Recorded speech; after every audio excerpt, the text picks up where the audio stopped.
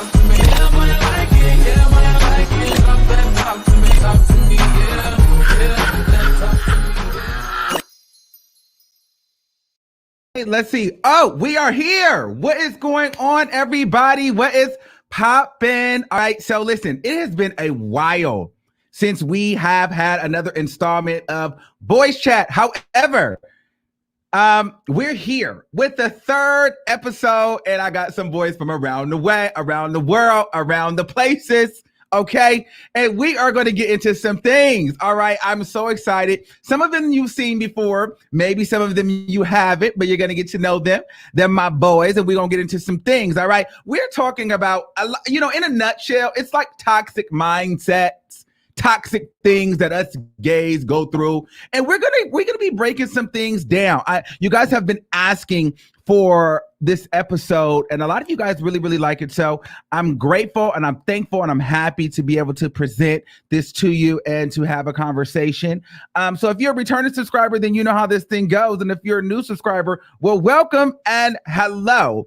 And without further ado, we don't get into some things. So let me introduce my boys. First, starting off with Miles. What's poppin', Miles?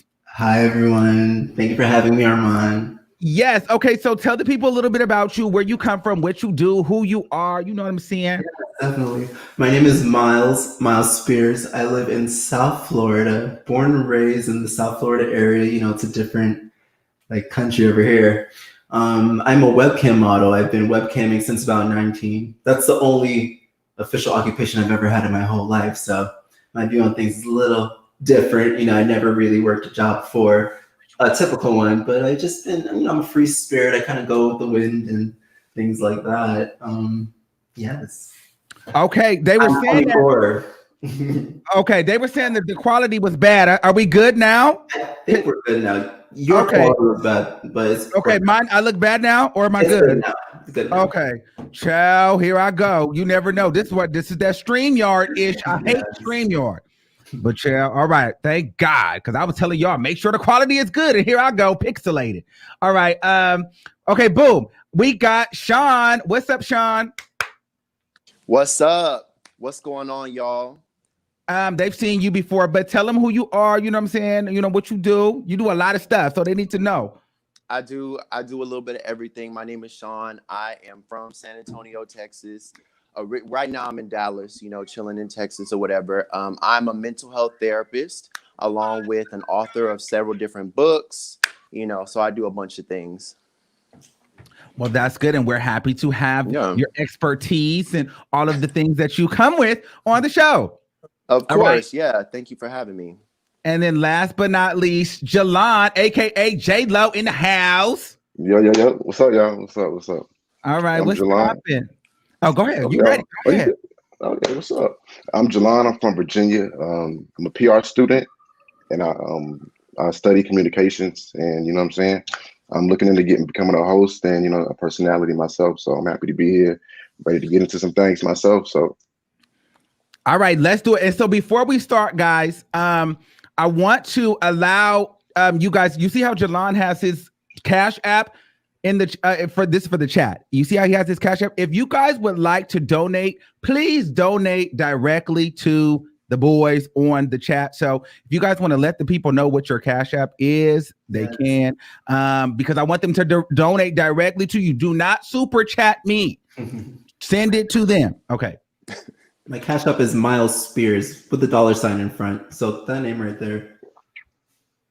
My Cash App is $T as in t-shirt, Sean like my name, SHAWN 772. Okay. Yes. So maybe the moderator could put that in. We'll pin that. All right. So without further ado, on this good Sunday, I want to know how you guys are doing getting into the new year. The New Year's been great for me. It's been magical. I mean, been feeling all the positive vibes. Last New Year's for me, it was very chaotic. I got into a car accident like 2 days after New Year started. So I was without a car for like 5 months. And I mean, you started it with a bang. Yeah, exactly. So this year is a little more calm, very peaceful. It's like I'm in a different place. Like, great. Love it. Yeah, same for me too. It's been coming along real smooth, you know what I'm saying? taking it one day at a time, enjoying this little break I'm on until I'm back in school. So, Oh, right, cool because for you're me. in school right now. So how does that work with the whole coronavirus and stuff? Man, everything online right now. So, I'm loving it. Shit, I'm chilling at home, doing my work. You know what I'm saying? My own thing. So I'm enjoying it. Oh yeah, you're good then. Yeah, I'm good. Yeah. Mine is pretty good. I mean, I started off with the STEMI this year, early in the year. So, I mean, I can't complain at all. I'm an essential worker, so we never stop working. So I'm working through Corona and stuff like that. Yeah. Oh, well, hopefully you don't catch it because that shit is getting wilder still by the day, by the week. I've had several family members that's still catching it and friends are still catching it. Yeah. I'm sending coverings of blessings to you. Of course, for me, yeah. Thanks. The new year, I'm still stuck in this cast, so I mean I can't really go anywhere. So I mean it is what it is. I mean I made it. I'm happy to be alive. So I'm doing what I love to do. But we're here. We're here. I'm still gaining weight and not able to walk. I'm here. That quarantine weight. Don't stress that you're healing. Like it's not important. Yes, it's very much that quarantine way. It's very much that I can't go walk. I can't go drive. I can't do anything. Yes. But yeah, so let's just get into these topics. Who wants to go first? Because y'all got some interesting topics today. I'm gonna go first. Okay, let's talk about it. Okay. So today I wanted to talk about the topic I feel like everyone needs to know about because I see so many people starving themselves, cleaning themselves for hours at a time. But I want to talk about what is the best diet for bottoms and how to make it easier to prepare for penetrative intercourse, basically. Okay. That's some valuable information. You're gonna save a lot of people. Exactly. So, we would have fiber. Let's start there. Let's fiber. start there. You need some fiber for one. Okay. You need some fiber in your diet. That's the main thing. That's the main get a little thing. because from the 7-Eleven. Exactly. Because the thing is about 95% of Americans don't get enough fiber. And so while you can also, something to be noted is you can get enough fiber, and someone who's a vegan like myself or plant-based, however you want to call it, I've experienced getting too much fiber and it's not fun either. But the fact is majority of people don't get enough fiber.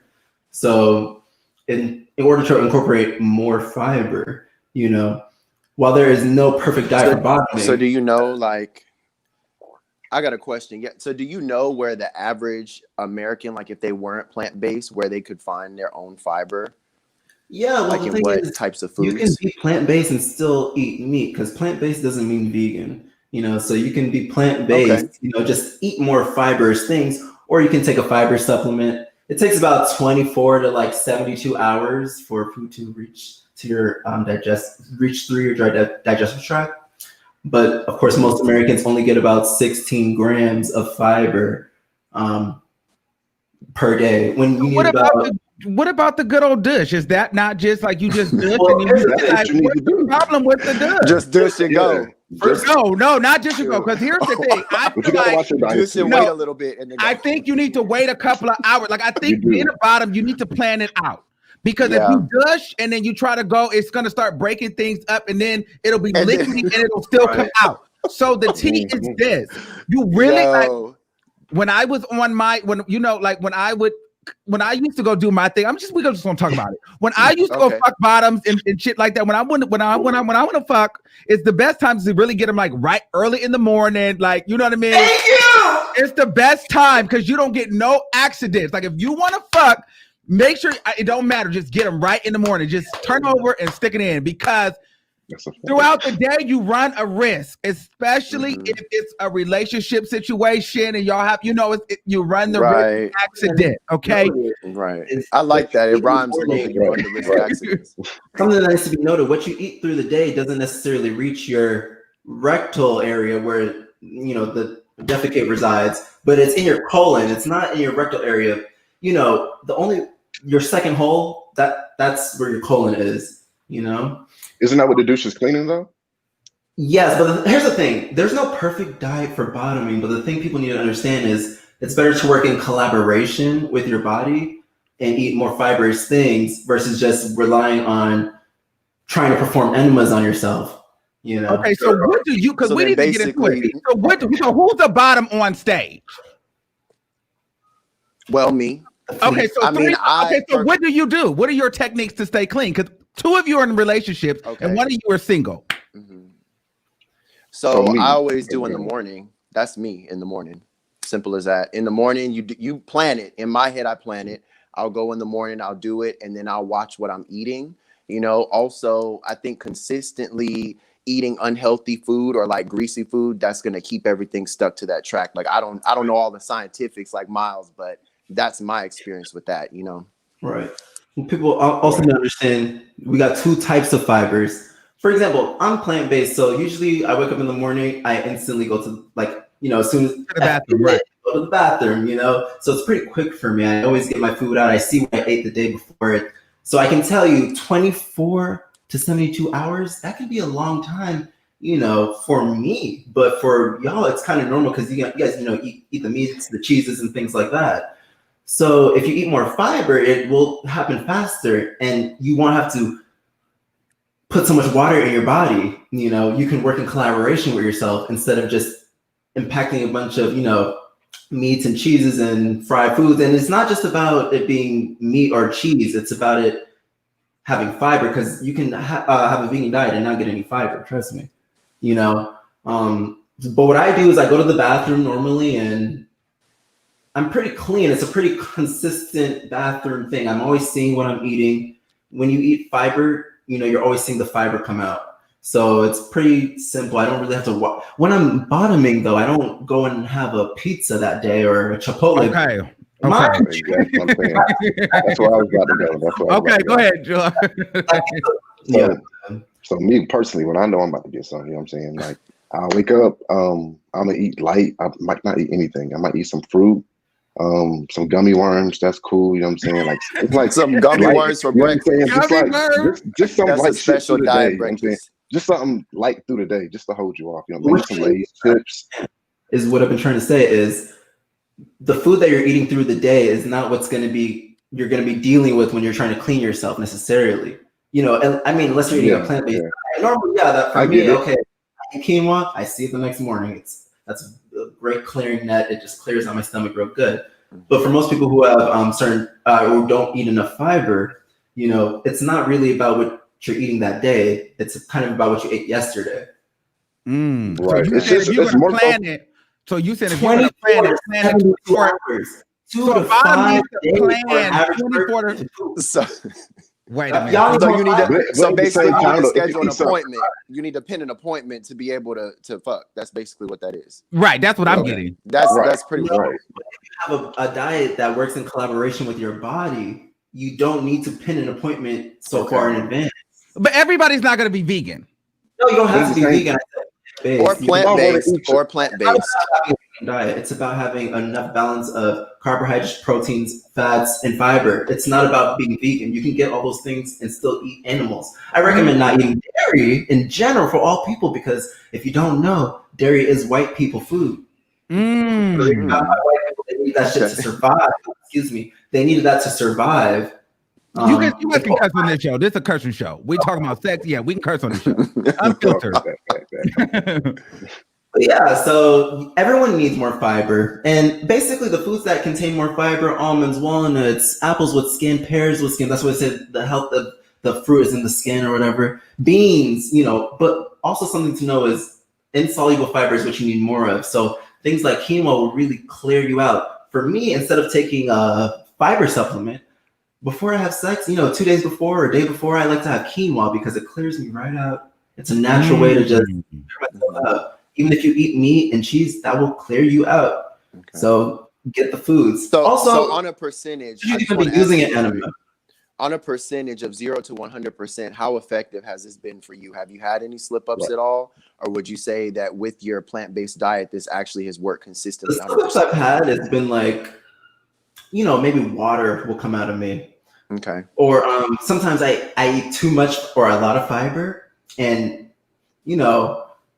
I'm getting fucked and there's orange on his dick, like orange, like pulp on his dick. Like, Wait. Now talking about that. Now let's get to the painting part of it, because people do paint. I've painted before. If you've been fucked long enough, you've been painted, or you've painted. So the thing is, why is there such a stigma of like being shamed if you paint? Like, that happens, especially in relationships. Now, the other question is, should single people be painting? No, because you have time to prepare. You have time to prepare. Like, you should know better. Exactly. You should know better. You know, going into this situation or whatever, you have the time to prepare. Y'all don't live together. You can handle that. But when you're in a relationship, you're around them 24/7. You can't always, be ready per se. What you shit happens. Shit happens. What are you painting with, though? If you're painting with brown sludge, yeah, it's gonna freak me out. But if you see a little orange, or like a little pulp from an orange, or a couple pulps from an orange, you're not gonna be like, oh my god, like, you're gonna be like, oh wow, there's fruit coming from his booty. Like, cool, like, it's not that serious in the heat of the moment. But brown sludge, yeah, it's gonna stop some things. If you should know there's brown sludge inside of you. But if it's just like a little thing where some water leaks out, there shouldn't be any shaming going on. For the women in the chat, painting is shitting, basically. If you ended up, painting the penis brown or whatever, it's like when some you started. that's what it's called. You paint. So I agree. I agree though. If you're single, you don't get a lot of painting passes. If you're in a relationship, you get more painting passes, but it's not a free for all paint. But typically, you know what I'm saying? It's not a painting sip. But at the same time, though, as a person who predominantly fucks, sometimes I know what I'm getting myself into, and sometimes I don't give a fuck. Not like I want to, but sometimes I understand the risk that I'm taking. So I'll just be like, you know what, bitch, I need to fuck real quick. We'll just get it going. I love you anyway. Whatever. Boom. But I think for a person that's had experience bottoming, I think they're a little bit more forgiving when it comes to that. I feel like a lot of gays that are just straight tops that have never had that experience they're less forgiving because they don't know what that takes and what you go through, Yeah. Or if they're just less experienced in general, you know what I'm saying? Yeah. Because the experienced top will know what's up. He'll be cool with it. Well, not That's cool, true. but you know what I'm saying? He won't mind it. He'll understand. Yeah. Yeah, he'll be more understanding. But why do bottoms get shamed so much? Like, because if you look on social media or just in group chats, it's always like, oh, girl, that's the first thing somebody will say. Like, if they have a session with you, oh, girl, she paints. Oh, girl, she paints. She paints. It's probably a constant thing. Yeah. I mean, I feel like it's just a stigma. And it is I feel like it is a stigma, and just like we're talking about it, that sheds light to the fact that everybody does in some form or fashion. So the more that we make it less of a stigma, the more that those kind of words aren't as hurtful. You know what I'm saying? Exactly. Because that's the first thing you can attack a bottom with, and it destroys their reputation, their sex reputation, whatever, Absolutely. And then their confidence and self-esteem and all that shit. What kind of painting are we doing to be, if you painted somebody and it's like a thick sludge, you shouldn't be that. Like, or someone like, if it's like a little bit, or like some water comes out, maybe they're in a rush, they rush to come to you. Okay, don't shame them for that. They were rushing, they're trying to get ready for you, or some fiber comes out, or something comes out. A little bit, or a whole paint, though. When we say paint, we mean a full coat. So what is it? But to be fair, some lubricants and stuff like that actually promote that. So if you are going to be having sex, not the same kind of lubricants that work for straight people don't work sometimes for gay people. So you actually need to look that up. You know what I'm saying? Because then you will have sludge all over. Do you still use? People still use lube? I haven't used lube in years. I don't use lube. I don't like lube. I don't use lube at all. You just get. You supposed to. Your man's supposed to be eating your booty. Your man, if he not, you don't need. You're not supposed to need no lube. Your man needs to be in there. Or that people need lube because they can't take it. Okay, like you should not. If you're in a relationship, what the fuck is lube? Just a little bit, just to prepare everything, People need lube. And the rest takes care of itself. Yeah, I don't like it. I can go with that. I ain't fucking with no lube because that should be, I still be needing to go back and forth. It's just a lot. And then you burn them, and then they, and then the worst thing I think a lot of tops don't realize is that you have to be delicate because, bitch, once the booty gets hurt, it's over for a little bit. It's a wrap. Yeah. It's a Give me a wrap. minute. Let me It's cool off. You're like, God damn, come on. And then it always seemed like it get hurt when you need it the most. And it's like you can't do that because you got to wait a time period for it to heal. And Because y'all both excited. Y'all both trying to get it. it'd be a mess. But so, yeah, I think bottoms don't get enough credit. Honestly, because they put in a lot of work. You know, like I can even say for my man, like he cleans all the time. And you know, there's me, bitch. I could just go to work, come home, bitch, and I'm dropping drawers, bitch. Suck my dick. And I'm like, I don't have to do all that. He got to make sure it's the shower, it's the this, it's the that. You know, and sometimes I feel bad because I'm like, nigga, you know, whatever. Balanced diet. There's less relying on enemas. Also, you don't want to use enemas too extremely and too frequently because that can really mess you up in the gut bacteria, microbiome, and all that stuff. You need like electrolyte. You can lose electrolytes from over enemaing or over fleeting, over cleaning. You know, So you can safe. you can basically dehydrate yourself. Then is what you're saying. Like dehydrate yourself. Yeah, Okay. Wow. I mean, it messes with your pH balance. Yes, there's a pH balance there too. You know, they're safe. You can do them. And mind you, just an enema is a term for a traditional cleaning. It's not necessarily what we do for anal sex. What we do for anal sex is just really cleaning. An enema is like it goes all the way through past your second hole. That's an enema. Okay. But an enema is not really what you do. You don't have to do full enema. So when I say should you even be doing enemas, you don't have to. But if you're working in collaboration with your body, make sure you get enough fiber and other fats and protein, carbohydrates. What about that pill? That pill, the pure pill. Yeah, fiber supplements. I heard about that. Y'all said it was a what? The pure pill that they promote a lot. I mean, has anybody tried that? I heard it's all natural. It's just fiber. I mean, if you eat meat, definitely get that. Sorry, if you eat not enough fiber, definitely get that. I have a bias towards meat. So if you take that, then how long would you have to wait before you could have sex? Like, what does it do? Right. Ooh, I say it just aids digestion. You take it every day. It just like promotes it. It promotes it. It doesn't. It's not a laxative. It gives you the fiber that people don't eat through fruits and vegetables. Basically. And it tells you what fiber, what plant is in the pill. It's all natural, I see. Somebody asked a question. They said, have y'all ever met someone with a painting fetish? There's a lot of people that's into that. Oh, wow. No. It's called scat play. The scat play? Got the voodoo. No, I'm good. I don't know. I heard of it. Scat I know play. that doodoo got the voodoo. The girl, no, it's a lot of meth addicts love scat. You know what I mean? A lot of, yeah, that's a thing. That's a thing. So meth and scat, somehow they correlate then. Well, because people be so high, I feel like, and they just be ready for whatever, you know what I mean? So, yeah. Break boundaries. And they don't prepare, you know, so it's whatever, I'm guessing. But it's the fetish. Some people like musty hole and musty balls and, you know, shitty butts. And it's a whole, come on. There's a whole lot that goes into that. I don't mind the actual hormone smell, you know, like a little bit of the day on you, but not no full gym session. Like that's too much. Okay, so let's talk about that. Is there a such thing as much? Because I don't really like my man to smell like a bunch of Bath and Body Works.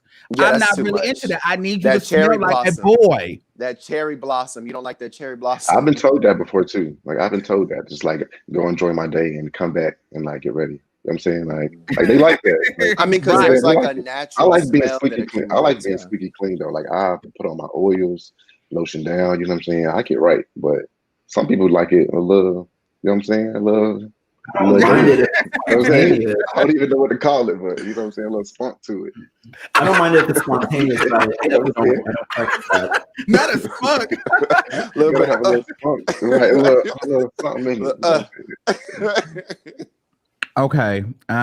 So that was some good. So what is our overall advice for the bottoms in the proper way to clean? So is it just diet or prepare in advance?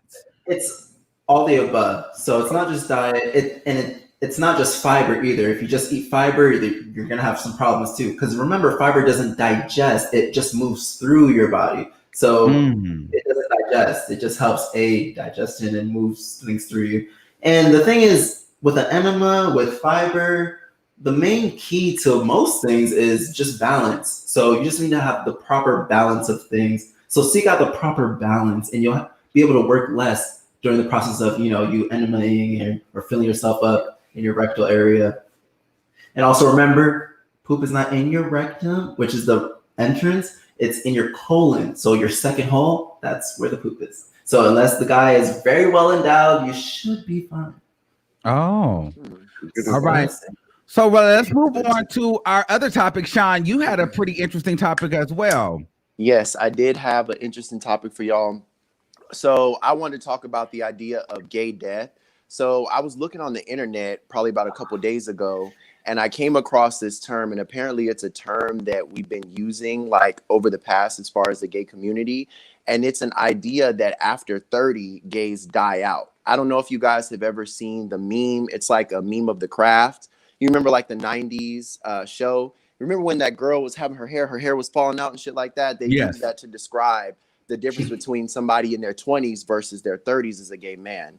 So like, do you think that we really do age out after a certain period of time, like 30, or like, what are your thoughts about that? There's definitely ages. Well, there's ageism, but I don't feel like you age out.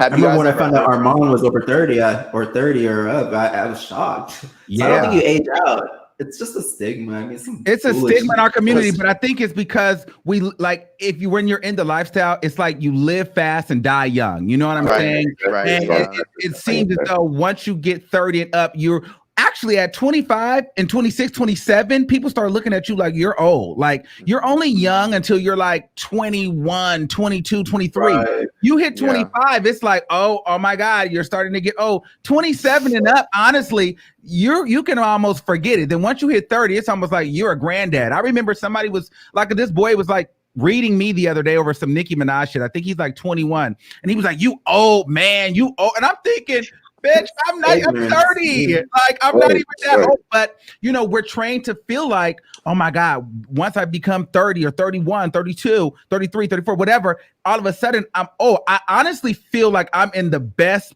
space of my life, honestly. Mm-hmm. And now I know what I want more so in a relationship, out of myself. Like, I don't feel like I feel like you start to just move differently. Like, I'm now the gay who I don't have to go to the club all the time. I want to go on cruises. I'll get Airbnbs. It's like invite only, more exclusive. Like, but I got more money to spend on it. You know what I'm saying? So I'm not one of those gays that's going to be at the Ratchet Club fighting. We're going to be somewhere where, it's just going to be some boys that got, that's doing some things, and it's very grown and sexy. Like, and I appreciate that. I don't go to the clubs as much, but I love a bar. And I'm okay with that, though. You know what I'm saying? Like, I think that's, I don't know, but it's definitely a mindset. It's definitely a mindset. And people will judge you based upon your age, as if we all don't age.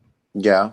I mean, and I feel like a lot of the younger generation, basically, they don't recognize how fast life actually goes. Like, I remember when I was 21, and then you turn around, you're like, damn, I'm 28. So does that make me old? You know what I'm saying? Like, I feel like, instead of taking away or looking at that aspect of, okay, this is my age, let's look at the milestones that we came across during that time. I can say that for me at almost 30 versus me at 20, like, I have a lot more common sense, life experience. And I think that if we started to really honor that as like a gay community, I feel like things like that wouldn't be so much of a problem.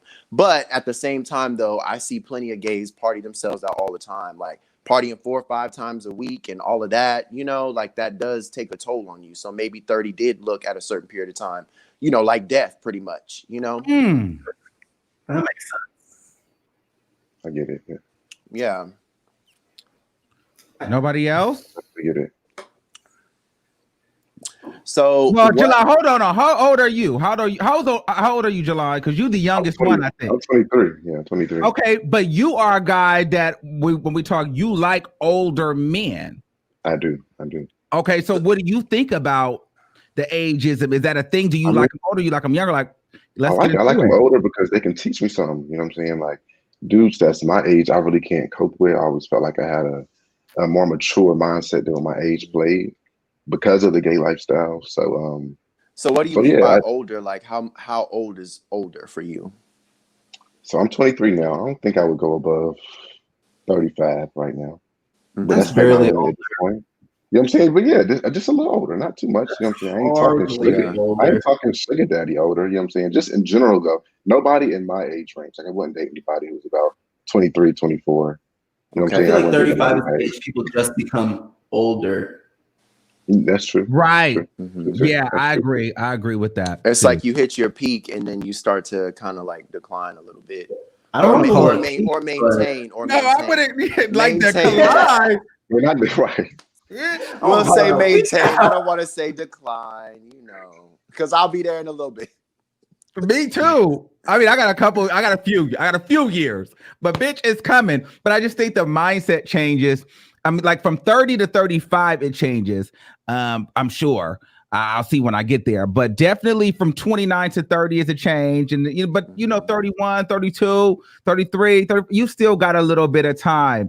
I feel like, but at 35, for me, it's like, that's when I feel like I want to figure out, okay, do I want to have children? You know what I mean? I'm thinking in that mindset. Okay, so what's next? Because I'm towards 40, and by the time I spin around, 40 will be here. You know what I mean? Mm-hmm. And but I'm noticing nowadays, though, if you eat right, to Miles's point, and you take care of yourself, 40 is the new 30, and 40-year-olds are getting the boys. Here's the thing. It's something about having a little age on you, maybe not for bottoms, but if you are like a top or a versatile, whatever, I just kind of feel like if you giving daddy vibes, like, and you giving like, it's money in the bank, it's career, it's business, it's very much so, nigga, I can age and I could still get the young boys. Like, for me, I'm not worried about it because I know I'm gonna be a fly ass old nigga. So then what about for the bottoms though? Like, then what about for them? I don't know. Masculine energies age out more. In general, masculine energies seem to age out later in life versus like feminine energies. That's true. Yes, that is true. And that goes energies, like, so everyone. I mean, because even with female models, like once they hit 30, they're considered old. Like that's it. It doesn't matter how good you look. People still attach that age, to who you are, regardless of how you look when it comes to modeling, which is unfortunate, And what I think is so interesting is like a lot of people don't talk about it, but like a lot of like you said, like the female energy ages out quicker. Like a lot of bottoms or seemingly more feminine figures in the relationship, like for gay men, like you guys relate a lot to women. And don't get a lot of credit, and women will be so pissed by saying like, you guys are men, you don't relate to women, but it's like, no, a lot of the same things that heterosexual women go through, a lot of gay boys go through the same thing. They get judged, they get the bottom shaming, like the masculine energy always to prevail. Like bottoms, like they have it a little bit harder. They do. It's terrible. They can't even age like the rest of like a top could age more than a bottom, and a bottom is like, oh bitch, your hole is burnt out, girl. Your hole has been used for years. Like, you know what I mean? It's done. Yeah. It's done. You get a lot of stigma. You can't be a 40-year-old bottom. Right. Because people know, like, it's gonna be like, what? You know what I mean? Unless you've already been, unless you're committed or something. And I think that goes back to the gay death. Like, if that is the stigma that we have, then it leads people once they hit 30, especially a bottom, to start like searching and looking, and it becomes kind of like a desperation act. Kind of like with women, like that internal clock that's ticking. So there is that similarity there, I do know a lot of older bottoms, in the porn community, who are fine. They have nice bodies. They have nice butts. I would definitely top them, and I've topped before. Older men who are bottoms. So, and it's been great. I mean, but I get this thing with the generalization, the majority. Okay, so what is the difference? Let's talk about it. What's the difference from topping an older man from a younger man? Is it better as older, or which one do you prefer, younger man or older man? Do you think one is better? I definitely think, for me, I haven't taught much, but younger men, because older men, they're just like, you just slide right on it. So basically, just like Armand said,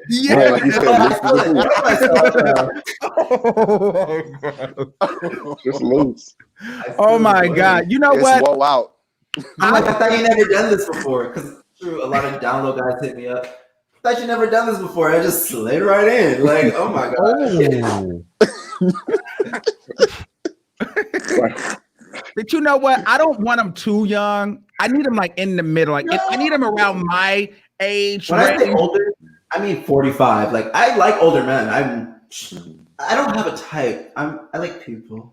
Well, here's the thing about like if you get someone that's a little too old, have you guys ever, since both Jelon and Miles, you guys have had relations with older men, have you ever found them to be a little bit more controlling as opposed to like a younger? Okay, because I've had my experience. I've dated somebody older and they were a little controlling, and I was like, controlling because they know what they want. I feel like I haven't had that many. That's exactly what it is. They know what they want. That's all. They know, like they want the young mind. They're more solid. They're more solid on their shit. They don't play that. I can see. I don't deal with too. I deal with people younger than 24 and under, 25, 26, 27. I'm not dealing with you. 28. I'm not dealing with you. No, at too young, I'm not dealing with you because because you're not going to deal with me. You're in it for whatever you can get, baby, and you're going to move on. But at an intermediate age, though, I kind of feel like, because I'll be honest with you, once 25 and 30 hit, like those were growth spurts in my sexuality and what I was interested. I thought I was a freak at 19, 20, 21, 22, but then when I hit 25, I got a little freakier. Then when I got 30, I'm like, bitch, I'm turned up. So I realized that a little bit of the older men, like, bitch, they're really freaky. Like they can meet the freaky for me. And I feel like some of the younger boys, they think that they lit, but they don't really know what lit is yet. You know what I mean? Like the lack of experience. So I mean, but it depends on what you're looking for the young boys for. Like, are you looking for like a good one time? Because if you are, you may or may not, depending on the situation, get what you want.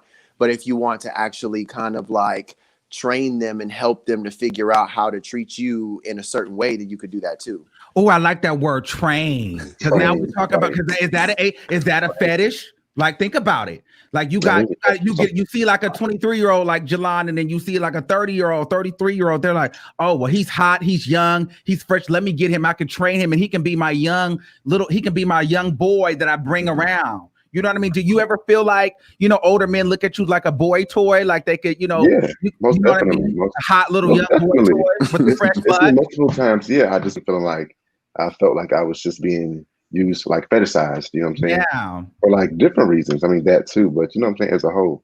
So yeah, I definitely done been through that. So I think the ageism goes both ways. Like it goes for the older and it goes for the younger, because there's a lot of times that the younger guy, and I used to work at Joe's on Juniper in Atlanta, and I would see these old men, and they would like come and get these hot, and then they'd be these fine ass like young boys, and all the old men would have a hot young boy sitting with them. I'm like, oh, okay, so they like love the young guys, but it's no different than a lot of these straight men, these older white men, these older men. They go and get these 21, 22-year-old, 23-year-old women. You know what I mean? Like a lot of our lifestyle is parallel to the heterosexual community. They just don't really notice it because they don't look, but it's a lot of the same similarities. So I think it's really, really interesting. And I think that we definitely should stop the ageism on our community because it's not healthy. We haven't had a big movement yet. The gay community is kind of behind compared to the straight community, I feel like, with certain things. Like you see the straight community accepting certain things like, Black women dating interracially and all that interracial stuff. I feel like the gay community is like a little behind with those certain things. But we'll definitely get there. We haven't had a big gay ageism movement because it's a big thing in our community.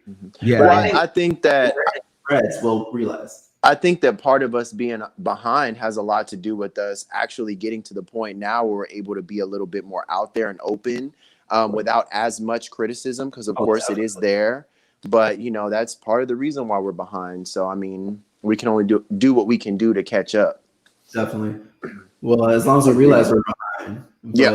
Right. Yeah, that's it. No, of course there's reasons, always going to be reasons why, but as long as we realize the situation we're in, figure it out.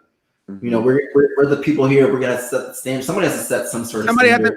And then people have to be honest about what they like, and people just have to be open and normalize certain things. Well, I think that there are certain representations in Hollywood that help to promote more of like the mature gay as opposed to the old gay death type of scenario. So people like Billy Porter, you know, people like Anderson Cooper, they're older gays and they look really nice. Like they're still fine, you know? So like when we get more of those in the groove, we'll start to see people maybe like loosen up on that stigma. But see, those type of gays, they trigger me because you got the Billy Porter. Trigger. No, they do, because while they're pushing one narrative is great, right? But then the other narrative is like they push when you become successful, you know, you date white. You go interracial. You know what I'm saying? You never every time. You don't see it black with black. Right. You don't see every time there's a successful black gay male, whether it's a football player, let's talk about it, whether it's an artist, whoever it is, they seem to go get a white man or an Asian man. And it's like, this is success. This is when you've arrived. You become, you have this notoriety and you go and you get white. But then you pander to the ballroom scene, like Billy Porter. You pander to the you know, black people and their struggle. You know, you're in pose. You act like you identify with us, but then you go home and lay around with a white man. Like, girl, you don't sit with us. You really don't sit with us. Which kind of speaks to kind of like how we as a gay community may mirror heterosexuals, because black men do the same thing. They'll trade they'll trade their black wife for a white woman, a younger white woman, because that does to, in some form or fashion, for them feel like they've made it, you know, kind of like trading an old car. But my issue with that is there's representation. You have all these feminist movement. You have women all day long talking about that, but not enough gay men talk about these things. Like women, they want, I'll tell you about these women, it's particularly black women. They're going to have each other's back. They're going to talk about it. They're going to talk about how the fact that these men are no good and going to the white women and this, that, and third. There's a lot of conversation around interracial dating within the heterosexual community. Us, we don't say anything. And then when we get into these spaces, we get afraid to say something, or so many of us are, you know, handbags and hairstylists and assistants to some of these people that we're afraid to lose our token spot. So I'm not going to speak out for my community or have an opinion because, bitch, I'm in. I don't know about y'all, but I'm in Hollywood. So, girl, deuces to you queens. And I'm going to go get me a white man. And, girl, and I'm going to act like none of this is going on. So I don't feel like we have enough, you know, voices for our community to lay it all out there. Like, listen, we deal with this shit too.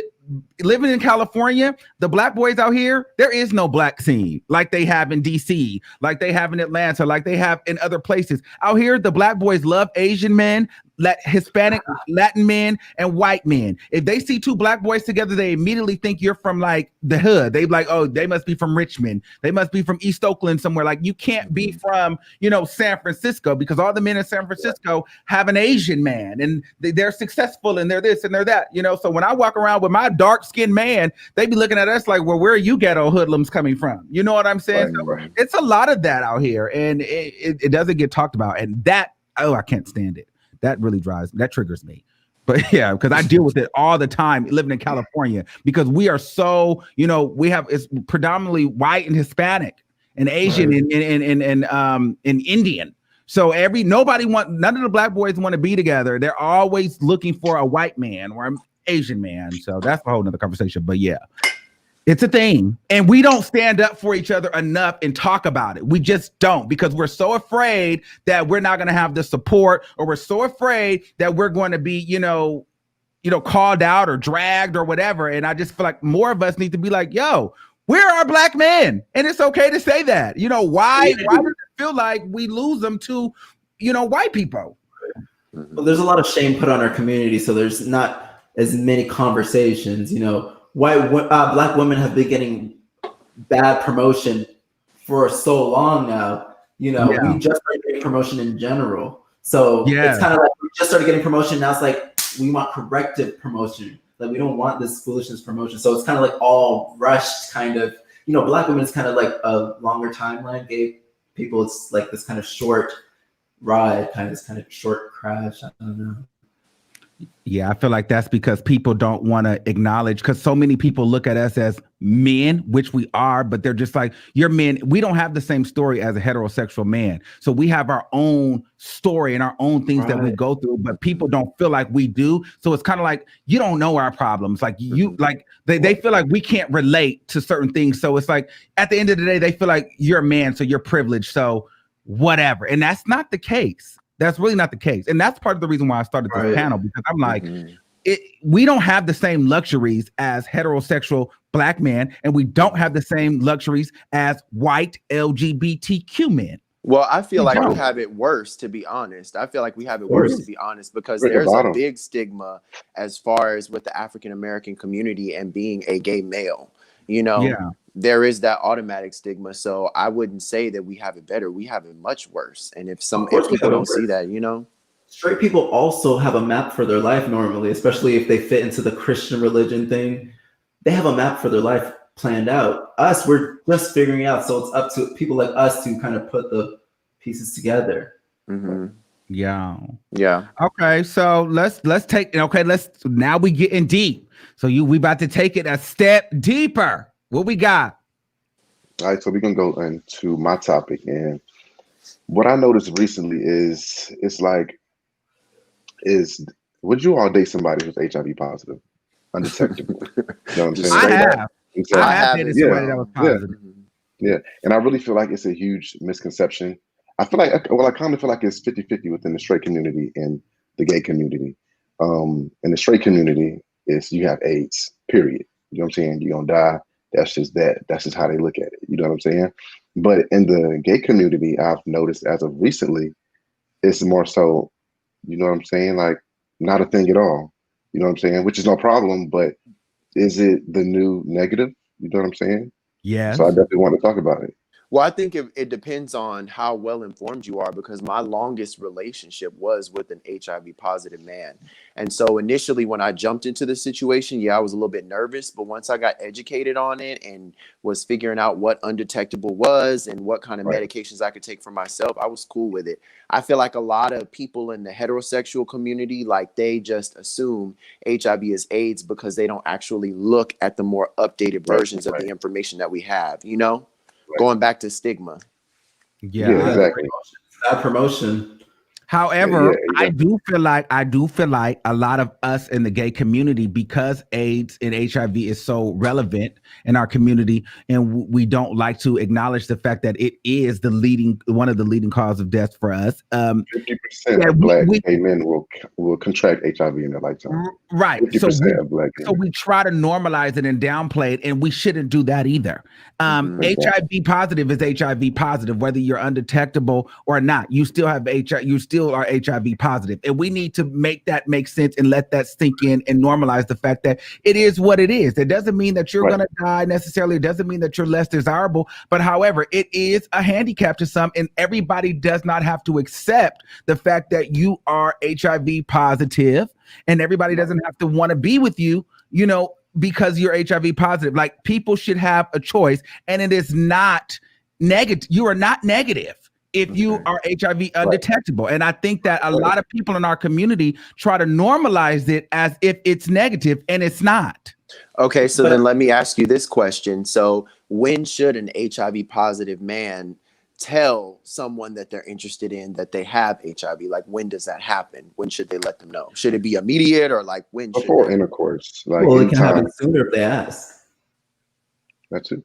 I agree. Well, for me, honestly, I think that I think you don't have to tell them, like, if you're going on a date with somebody, you don't have to go and let somebody know that you have HIV. It's really not their business. But if you feel like it's getting to the next level, you guys are being consistent, it's getting sexual, and you feel like you can be more consistent, because I'm not even saying relationship, I'm just saying consistent. Meaning there's going to be multiple gatherings of whatever it is, dates, family, sex, whatever. If there's going to be a certain time of consistency, you know, that talking phase, then at some point you need to let that person know that you're either HIV positive, whether you're undetectable or not.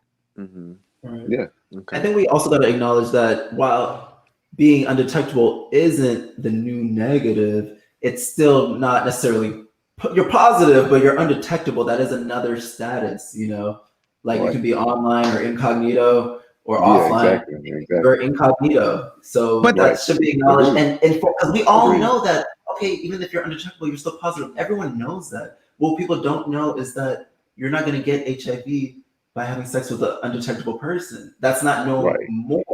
It's good to remember what we know. That's not, we already know that.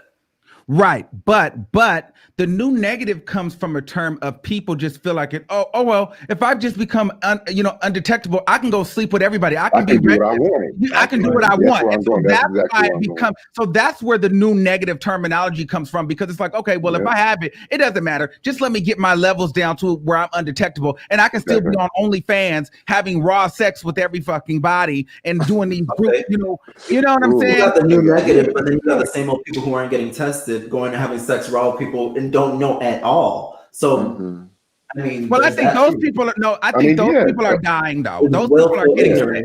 Those people are dying. There's willful ignorance to the people who go and get their freaking meds checked and their levels checked and all that stuff, and they know more about their body than we would ever think to even question.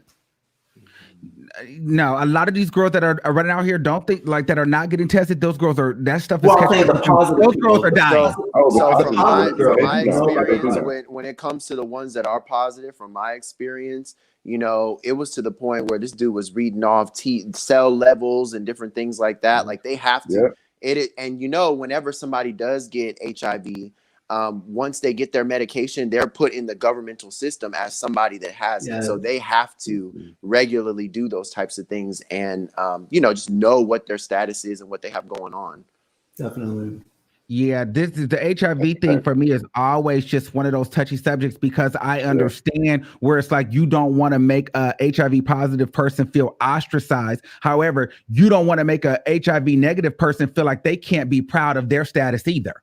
You know what I'm saying? There's a lot of times where it's like, if you're HIV because I remember there was a time on Facebook where for a long time, everybody would go get tested, and they would post, I'm negative, and people would get dragged. Like, why are you posting your status? Why are you showing off? And it's like, no, I'm proud of my status. Like, I don't and then it's like the person that comes out that says they're positive, it's like, oh, they get 1,000 likes and everybody's so supportive. And then the person that says that they're negative, it's like, oh, you're being shady. No, bitch, I'm not being shady. Right. Everybody, a lot of things happen, you know what I mean? So we don't know how a person became negative, but we do know people that are out here practicing safe sex and being cautious and being smart as they can, and they're still being negative, they should be celebrated and highlighted. And even if you don't want to do it, they should be proud enough to say, hey guys, I'm negative and I'm proud, and you being positive, you shouldn't be proud about that though. You can be proud of yourself. Sorry, you could be proud to yourself, but why do you have to feel proud about that? Why do you have to be highlighted that you are? It's such a big thing in our community. It's the same way it was back in the 80s and the 90s, though. Well, I'll tell you what I'm proud about. People are still getting shamed the same way like the 80s and the 90s, though, and that's what the problem is to me. Well, I think the pride for me comes into the fact that, I have done some reckless things. I've been in compromising situations, and I've also grown up in a family where, people always said that, I'm going to get AIDS one day, where, the pastor tried to say, well, I'm going to die with AIDS. And then if you move to Atlanta, you're going to get AIDS. So when you pass certain milestones and you get to a point where it's like, wow, I'm living my life, I didn't become another HIV statistic, because that's why I don't have a lot of girlfriends. You have your fish friends on certain days, everybody's cool. Then when they get mad at you, you an HIV infested fag. The straight men, the trade, they'll call you AIDS fag. Like everybody feels like underlying that we are virus carriers. So when you're able to be like, you know what, I'm not a statistic, it makes you feel good, because there's so much pressure on you to, become a statistic. So when you can be like, bitch, I'm gay, I'm proud, I'm doing my thing, and bitch, no, I'm not like what you motherfuckers think that I am. And here it is. You know what I mean? It's like all of us are not HIV positive, but contrary to what people might think, they think a lot of us are. So sometimes you got to let it be known, because the only stories you do hear are the ones of the people that are, okay, I'm doing my coming out story of being positive. I'm doing this. I want everybody to know I'm positive. There aren't enough stories of people saying, listen, I'm 30 years old, I'm 35, I'm 36, I'm 40, and I lived a reckless lifestyle, but I was smart and I wrapped it up, and you can do it too. And I'm HIV negative, and you can be that way too. Like there's not enough people saying that, but there are a lot of people out there saying, if you're negative, it's okay. It's not a death sentence. Just become undetectable. You can't pass it, which I understand that too, but it also sounds like a little bit of an enabling mindset to an already promiscuous community. So for me, I just want to be the voice of, listen, You can have fun, but be smart as well, because being HIV negative is great. Positive, you can become undetectable. That's great. However, we cannot act like that's still not an inconvenience. Definitely. It's still an inconvenience. And my thing is, I don't want to shame, but at the same time, if we're going to promote HIV positive and health and wealth in that, we should also promote health and wealth in being negative. Definitely. You're right. We should promote both. Yeah. But can you see how it's kind of like, you know you're negative in your heart, so why does it matter what other people are saying? It's our positive brothers and sisters who need the love, really. Because maybe it's promoting that. Hurt. Like people have told me I'm positive. What'd you say? Maybe it's the promotion that other people actually get tested. You know what I'm saying? Like seeing someone that is negative. You know what I mean? Like that's actually, you know what I'm saying? Sexual awareness, like awareness to the topic. So I think it's only just going to add to the, the routine of people actually going to get tested more often. You posting your stuff. I know if I were to see more people getting sexually tested on my timeline, I would feel more influenced to go do so as well. You know what I'm saying? So that's just all. The thing is, positive people and negative people, I feel like need different things. You're negative. People are talking about how gay people are positive. Okay, fine. That's what they're talking. But are you positive? No, you're negative. They're doing stuff. They don't even get tested. But it's our positive people who I feel like need the love more so. So I get what everyone's saying. Definitely. Let people know that we're not the ones who are really in trouble right now. It's the straight people who aren't getting tested. But we are, because we are the gay community. We're not the straight community. So for someone to be negative at a, you know what I'm saying, in our community is something to be applauded to. You know what I'm saying? Well, I feel like if we but it doesn't necessarily normalize either way, like if a person's positive, they're positive, these are things they need to do. A person's negative, they're negative, these are the things they need to do. If we do that all the way around, I think people would be more forthright about who's positive and who's negative and what we need to do. I think that there's a lot of people running around that are HIV positive. They're just simply afraid to take the test. So they just run around spreading whatever they're spreading, Well, can you admit the HIV positive people should, I feel like they need more love than someone who's negative. Yeah, they talk, but in your heart, you're negative. I feel like someone who's HIV positive needs more support, more love around them. Mm-hmm. I agree. I definitely agree with that, because you don't want them to feel ostracized from a community. But at this point, it seems like, being HIV negative is the anomaly. Like that is the one that, like, there are more HIV positive people than negative. You know what I mean? It feels like it starts to feel that way. I had a circle of friends. I'm not going to lie to you. Out of 10 of us, I was the only negative one. Wow. I've never experienced that. Live long enough.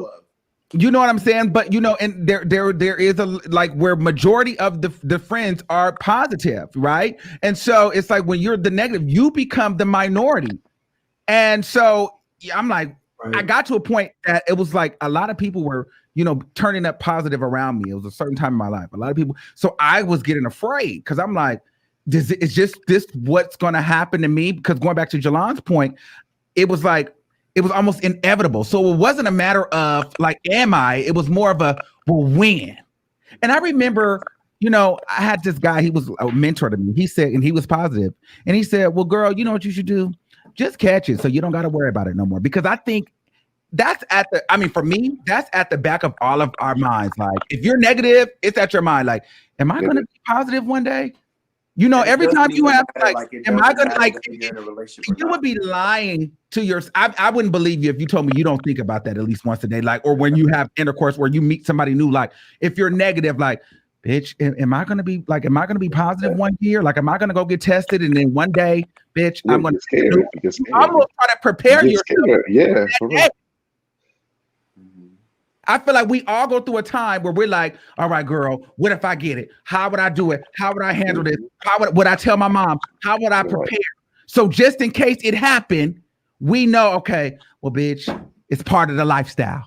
Because it's exactly. We feel it's so inevitable. Well, I do feel like people that what you think? What you think? Let's talk about it. They need a lot more support. They are ostracized. I think that the more that people are forthright about it, again, the more that we'll be able to help those people that are HIV positive. That way, when people do have that, like in the back of their head, like, okay, this could be a possibility, you know, that there is a community of people willing to still accept you, you know, because those people do feel like, at least from the experience that I had when I was dating someone that had those issues going on, you know, you kind of feel isolated and lonely. And for you to be dating somebody that isn't, you can only get but so close because they don't know your personal story, like how it feels to actually have that going on. And I feel like, you know, they do need more support. Right, definitely. Okay, so let's talk about dating somebody that's positive. What is that like for you mentally as a negative person going into that? Like, how does that relationship work? Well, I feel like at first, I mean, it was definitely something that I struggled with. Just because I wasn't informed. So when that happened, I'm a big information head anyway. So I'll start researching and trying to figure things out or whatever. And for me, once I started figuring it out, I was getting tested every 3 months. And as I was getting tested, I was going to that clinic and getting the information. And I just feel like it has a lot to do with knowing your information and your facts. So you were never mentally preparing yourself in your mind, like, what have I gotten it? Or did you mess around with them before you knew? So no, I was told way before. We actually started out as best friends before that situation happened. And so I knew about that going in. So I did have that advantage. And I did think about that. Yeah, I did think about that. But at the time I was engaged and I loved that person. So it was like, you know, I had such a deep connection for that person where we were both prepared on both sides because I was also taking PrEP. But if it was to happen, I don't know. Like for me, I feel like everything's meant to happen the way that it happens. Not to say that I'm not going to protect myself, but at the same time, you know, everything's meant to happen the way it happens. So you were in a relationship where you were so in love, and you was almost like, I will catch it with you. Like if I had to do it, I would just be here with you. Yeah, we were together for like 5 years, and we took the precautions, but at the same time, if it was to happen, then it just was what it was. Wow. Interesting. I mean, but that's just the realistic fact of it. When you decide to date a person that is HIV positive, that's what you're saying to yourself, whether you want it or not. You're saying that if you catch it, it's on you. Yeah. You know? Yeah. I agree. Yeah. I definitely agree. Who, child? Does anybody else have anything on this topic? Miles, you're defensive. What I'll say is with HIV and STDs, it's an information game. Like we put not everything is neutral until we give a meaning. So HIV and stuff like that we need to redefine these things in our brain. So that's what I say. Information, just like Sean said, somebody pulled out all their levels in T, whatever. They know everything. So it's the information. You just need to know, and I feel like it will become more comfortable over time. It is not going to happen overnight. Somebody asked a good question. Somebody said, well, why is protection not being utilized? Well, here's my thing. I don't feel like if I'm in a relationship and I'm married to my husband, I don't feel like I want to have to use protection. Straight people don't have to use protection. They damn near don't use it anytime. You know what I'm saying? So it's like, yes, protection should be utilized, right? But I'm not going to sit here and lie and say I don't like to fuck raw because I prefer raw fucking. Right. That's just a fact. So a lot of people don't want to use condoms. I mean, you got to think about it. Who likes to use a condom? And especially even sex, while it's physical, it's more mental for people too, especially for me. So it's condom creates a barrier as well. So when you take off that condom, it's almost like another level of intent and I don't know. To me, it heightens the chemistry of the session for me. You know what I'm saying? That much closer. Yeah. You that much closer. Now, you put yourself at risk. It is what it is. But to answer the question, I mean, who likes to use condoms? People don't like to use condoms. I don't use condoms. I think if you're in a relationship and you've been in that relationship for a while, you don't use condoms. And anybody that says that they do, they're more than likely lying. Right. You get comfortable and you just have sex and you feel like having sex. Same thing for the painting situation. Like you'll accept a little bit more from that relationship and you'll become more lax just because y'all are together. I mean, it's as simple as that. I've never heard of any couple that still uses condoms after being together for a long time. But let's talk about this though now, and because one of my friends was talking about this, and he is very big HIV activist, this and the third, and he was telling me that research shows that most people that become HIV infected are people in relationships, not people in one night stands, because typically when on the one night stand, you're like, all right, let me use the condom. I don't know you, but it's in the relationship where or that reoccurring partner that you trust, right? That goes out and cheats, or that's got a piece on the side that's fucking with no condom, that brings it back to you, and all of a sudden now you're positive because you've been fucking with no condom. You trust them, but then somebody stepped out. See, you're more likely to use a condom with a bitch you don't know. More people are. But that more consistent partner, you feel me? You're like, all right, I'm not going to use the condom. But what about that time that, because most gay men, let's just talk about it. People are nobody's really faithful. There's a little bit of cheating that goes on with a lot of gay relationship. Niggas be fucking other people, or they're adding people into the relationship. They're doing group shit. Like, things happen. And so with that being said, typically people ended up contracting HIV through their partners. So that's something to think about as well. That's true. But for me, this is what I suggest. What I do, me and my partner, before I decide I'm going to seal the deal and be in a relationship with you, first of all, I'm asking, do you have HIV off the rip? Yeah. You tell me yes, you tell me no, whatever the case may be, that's fine and dandy. But then I'm also going to need you to go get a test. And I'm going to get a test too. And we're going to lay out the paperwork. And then boom, we're going to get periodically tested for every 6 months. And then boom, it's going to start to annually. So we get tested yearly. Me and my man, we've been getting tested annually. So we do that and we have the conversations. We're not afraid to have the conversations. And we lay it all on the line. I've been burned. I've had STDs. How many STDs have you had? Let's talk. Like, don't be afraid to tell me that you've done it, that you've been around before. I'm not going to judge you because, bitch, we need to be able to have that conversation so we're comfortable enough to understand. And also, I've told my man, I said, listen, if you ever cheated on me, all I want you to do is just use a condom.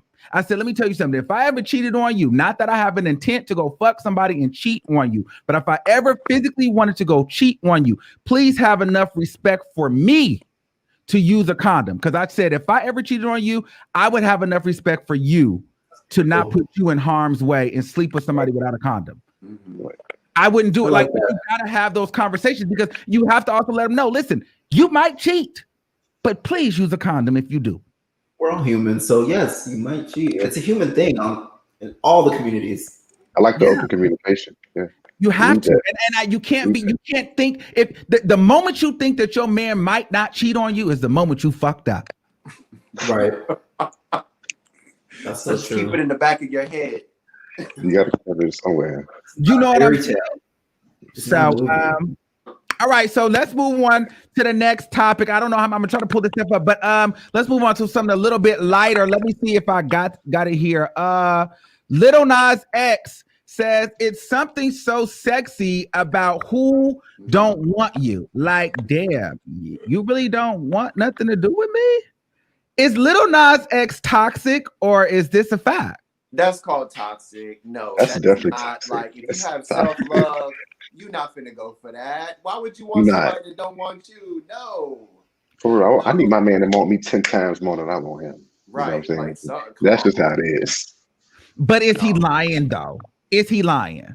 At the same time, he kind of has a point because I've been in some situations like that, so I can definitely get it. I get it. So it's for toxic me, stuff. I feel like it's the thrill of the chase. Like, it's one thing to have the thrill of the chase type of situation where you're, you know what I'm saying, like pursuing the person, y'all are pursuing each other, playing cat and mouse or whatever. But if you absolutely don't want me, then I don't want you. You're not on my level. We're not on the same vibration. Like, I don't want you.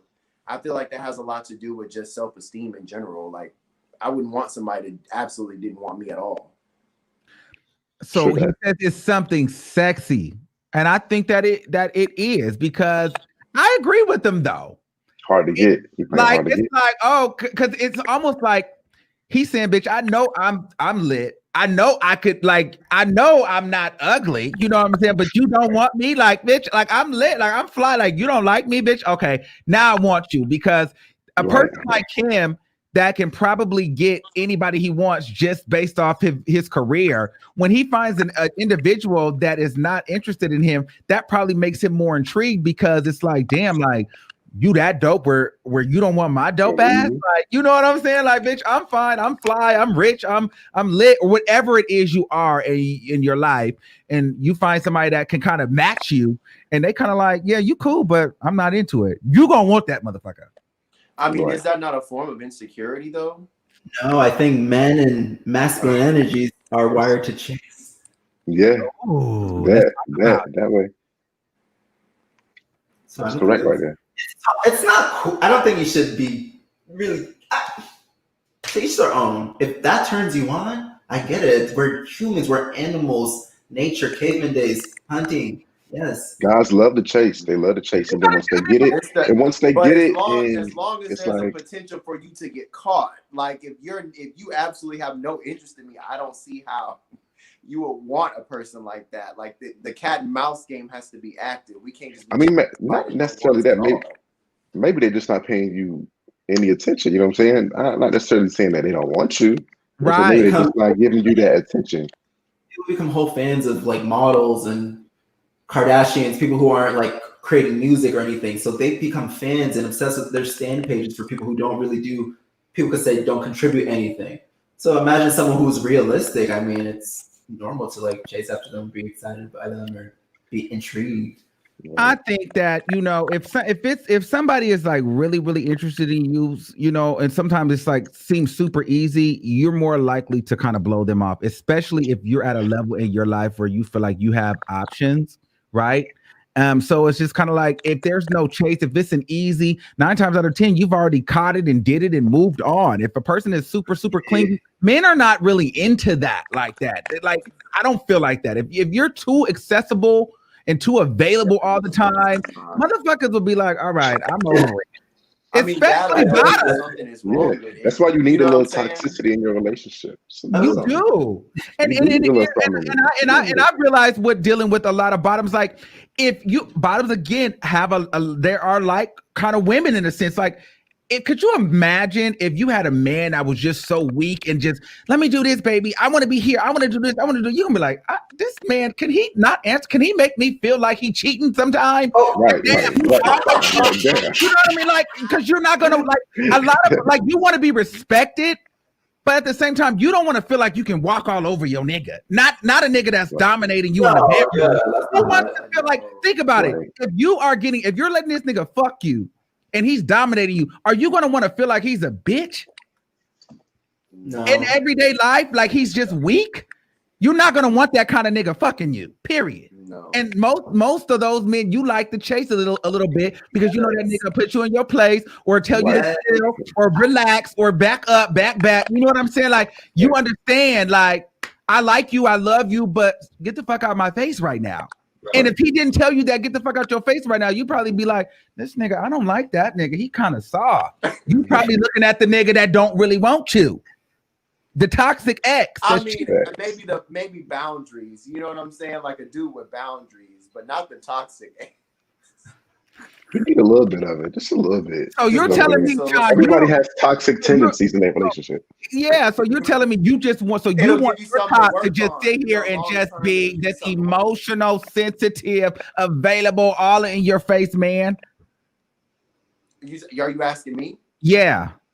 So no, I've had my experience with that. I mean, it was nice for a little bit, but it can be too much sometimes. It's a balance. I feel like it's really a balance because I can be emotional, you know, and be sensitive and stuff, but I don't want somebody that's just like a bleeding heart all the time. Like there's a time and a place for it, but not absolutely to the point where you don't want me at all. Like, damn, you know?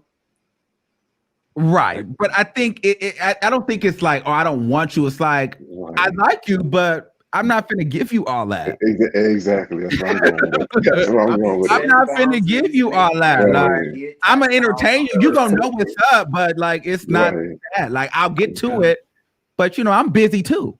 Right. You really got to give the energy that's given normally. Just get the same energy.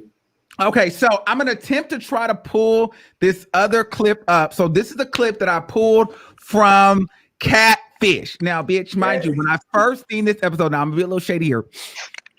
The guy on the episode reminds me of this person that I know that be on YouTube, but it's bitch. But anyway, that was Wait. Yeah. in like 10 years. But anyway, okay. So anyway, the guy was on. Here's a little synopsis. All right, I'm gonna try to pull it up. Hopefully it works. So the guy was on. Catfish. I can't play it all because MTV, Viacom, they will shut my shit down. So I'm gonna try to play as much as I can. So he was talking to another individual out in Vegas. I don't remember where the original guy is from, but he was talking to a boy from Vegas, and he felt like the boy loved him. They had never really talked on the phone. He was always like, but he was wiring him money and, just kind of paying his bills and sending him shit. And he was doing it through a girl, like his sister.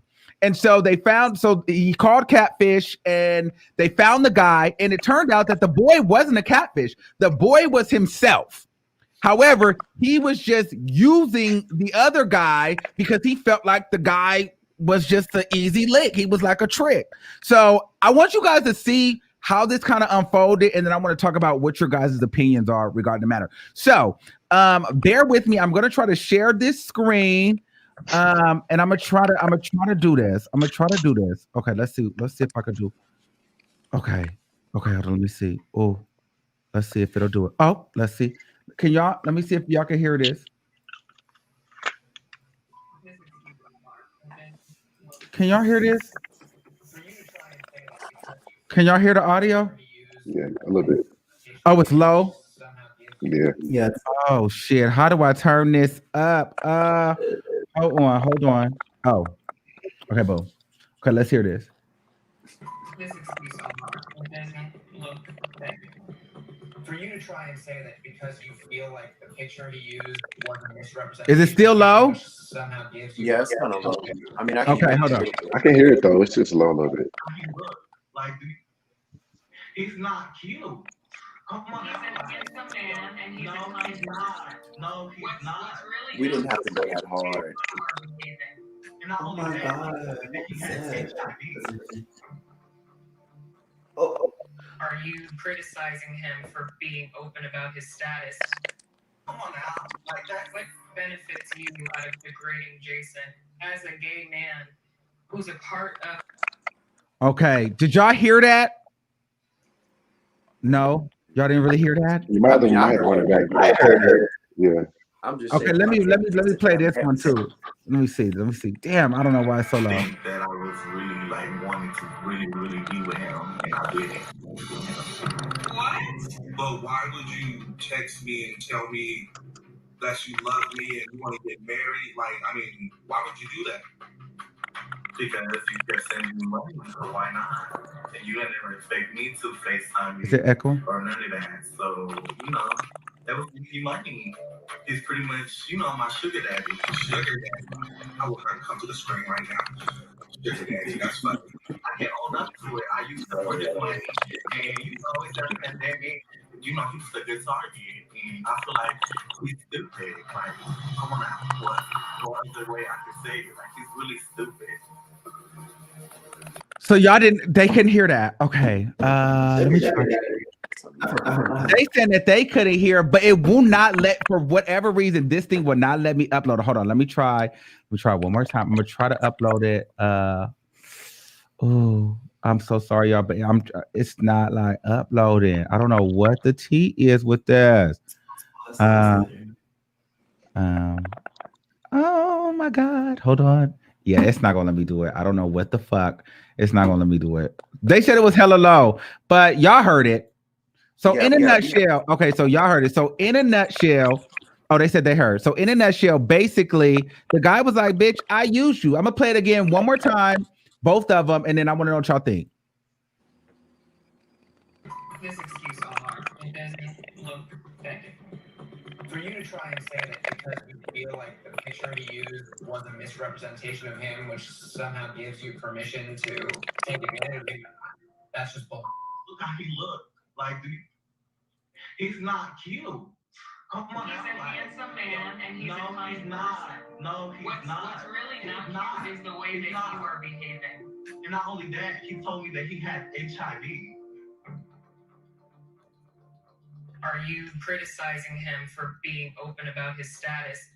Like, come on now. Like, that's What benefits you out of degrading Jason as a gay man who's a part of?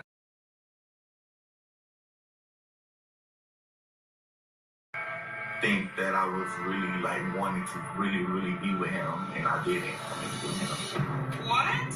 But why would you text me and tell me that you love me and you want to get married? Like, I mean, why would you do that? Because you kept sending me money, so why not? And you had never expect me to FaceTime you or none of that. So, you know, that was easy money. He's pretty much, you know, my sugar daddy. Sugar daddy. I wish I could come to the screen right now. Sugar daddy, that's funny. I can't own up to it. I used him for his money, and you know, it's that pandemic. You know, he was a good target, and I feel like he's stupid. Like, come on now, what other way I could say it? Like, he's really stupid, and that's no tea, no shade. Like.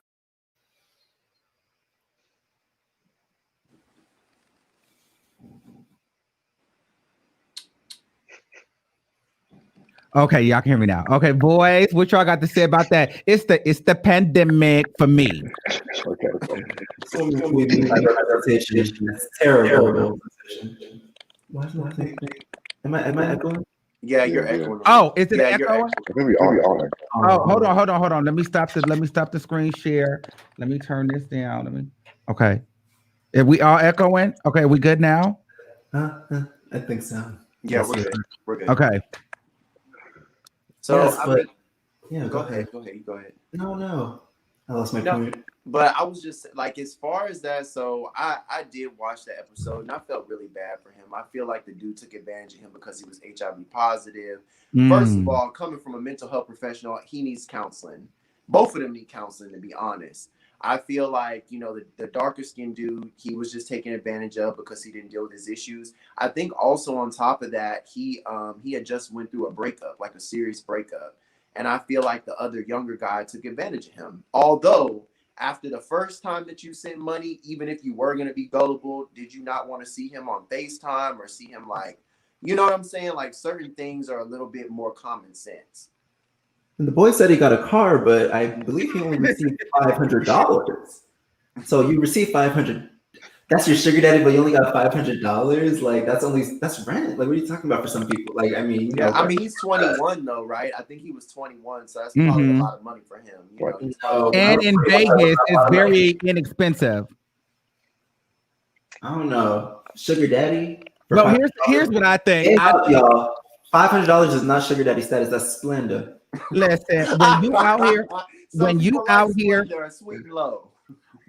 out here sending boys money across the country because you tricking off, you get what you get. It's the pandemic, and it is what it is. He know what he's doing. This ain't the first time he spent money. This is the first time he put it on a shelf. Yeah, he look how he look, and he know how he look. And he has the HIV, which he uses. I wouldn't even tell you. Didn't have to tell that man that. Why would y'all are not in nowhere near together? So that man is already broken. And like you said, Sean, he need to go to therapy and counseling for himself because you falling in love with a man all the way in Vegas, telling them that you got HIV and sending him hundreds and hundreds of dollars through a friend. That's your fault. That's your problem. Now, on the other hand, the little queen. She was shady. She got on TV and made herself look up. She wasn't that cute. She wasn't that cute. However, she was 21. She did what needed to be done. That's what they do. It's survival for some people. It was cute. She felt cute. That's what you do at 21. She'll feel bad about it at 25, 26. When she get 30, she'll be like, damn, bitch, I was wild. But she lived. I can't really be mad at her. She fooled out. I fooled out at her. Same shit. I agree. I've done shit too. You know, that's what happened. And so, I agree. But the bigger question for me is, you know, a lot of gay men are doing this that feel like they're not as attractive, that feel like they're immune compromised. Do you feel like you are an easy target, you know, to be got tricked off with money, or are long distance relationships? Can they happen? Can they work? I mean, are they a thing? They can work.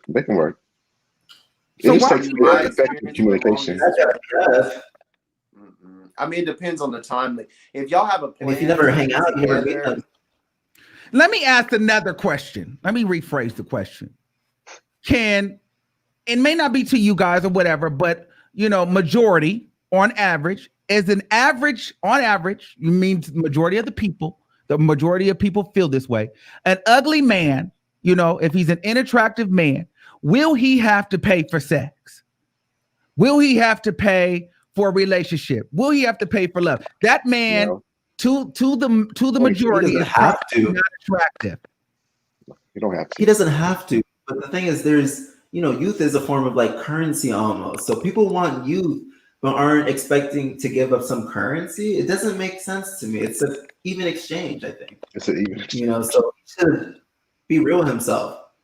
Like, you got to be self-aware. Like, you want to date someone for love. First of all, you're not supposed to be sending them money, and you never met them before, and you don't plan to meet them, and they're not a real person to you. They've never had a conversation with you, never FaceTime. You're a fool at that point. And, that guy wasn't honest. I've had people send me money, definitely, but I'm honest with them. They know who I am. I know who they are. At this point, we've FaceTime. We've done live streams together. I've had time with them, on the internet. But they know who I am. I'm honest with them. They know it's not, we're in love. You know what I mean? So there's a way to do it. And that guy went about it all wrong. And it's disgusting, honestly. So is this man attractive? No, I mean, that's an easy no. Maybe to somebody else, but no. Okay. So somebody. If you're living paycheck to paycheck and you look like that, you're not attractive to me. If I'm just, what's funny about that is, he's attracted you guys caught the rest of that. He talks about how he was giving up his own money and falling behind on everything else in his personal life to give this dude money. That's what I'm saying. Right. So this is my question. People need some morals. If someone's doing that, you got to say he's no. Gullible. He's gullible. But let's be real here. There's men that look like this. I know a person that look like this, or they'll look like this in 5 years. I swear to God, I know a person that looks just like this. Will he have to be in these positions for the rest of his life? Let's be honest. He's not going to pull one of us on this platform. He will want one of us, but he might have to pay. Let's start being honest. Oh, for me? Let's be real. I'm not trying to get you shut down, so never mind. But if you look like that and you don't have any resources for me, honestly, I'm not interested. I'm going to keep it real. So what is he supposed to do? He looks like that and he's HIV positive. Well, I what else think can he do? look for somebody on his level. Go to a support group. Meet somebody from a support group that also has HIV. Or just go out and meet. Wait a minute, Sean. So he got to go meet an HIV positive man? Shit. Go somewhere where you're able to find a commonality with somebody that's more realistic. Because even before this part of the episode came on, I saw who he was going after, and I'm like, they don't even look like they match together. You know what I'm saying? Like, I feel like he just wasn't being realistic. I feel like he was dealing with his own mental health issues, like depression. Shame on that young man, though. Shame on that young man. You do not do that. Like, you gotta have some morals. Yeah. He's doing an immoral thing. It's etiquette to finessing. You know what I'm saying? I mean, but think about the society that we live in, though. I mean, city girls, music like that. I get it. I've been 21. I'm 24. I get what it is to do this. Actually, I feel like this. I feel like you are a 40-year-old man, or however you are, and you using a picture from 3-4 years ago because you trying to catfish the boy with that picture right there. You don't, and that's heavily edited. You ain't catfishing nobody with that picture. Let's stop it. It looked the same. It looked the same, but you trying to give a little bit more of an energy. First of all, he look a little better right there. You look a little bit, and that's a younger and older and slimmer picture. But my thing is, you have to understand, you don't have any money. Really, you're living paycheck to paycheck. You don't have a slim waist, or you're not the most fit. Okay, you're not really attractive like that, and so you will have to pay. You will have to pay in this situation. So you need to vet out the people that you're paying for. You don't blindly send money. You know what I'm saying? You understand that, hey, I may have to pay for certain things, but I'm going to make sure that my money doesn't go to a waste. At least I'm going to talk to the nigga face to face before I send the money. You get what I'm saying? At least the nigga, I'm going to fly the nigga out, or, whatever. You guys owe the conversation. Yeah, but I'm not giving out no cash to the sister through through Cash App or whatever, and I'm not receiving nothing back. But also, I don't want to act like that this man can just go out and pull anybody he can, because he can't. You can't. It's going to have to move a little bit differently from the average person. We need some self-awareness, and he's not conventionally attractive. Emphasis on conventionally. I'm not saying he's not attractive, but through the way I've been brainwashed, through the way I'm conditioned, he's not attractive to me.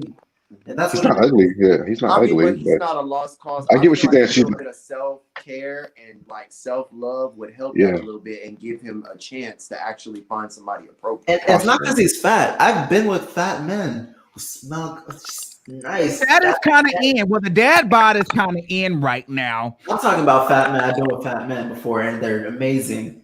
Amazing. I don't have a problem with that. It's more so his vibe. He's not giving me anything. He's giving me depressed vibes. Like, He's depressed. He's sad. And I understand he's in a hurt position. mental health issues. This is Like, not his dating he page. need help. And see, here's the thing. See, this is women. See, a lot of women are saying he's not ugly. Women like men that look like this. This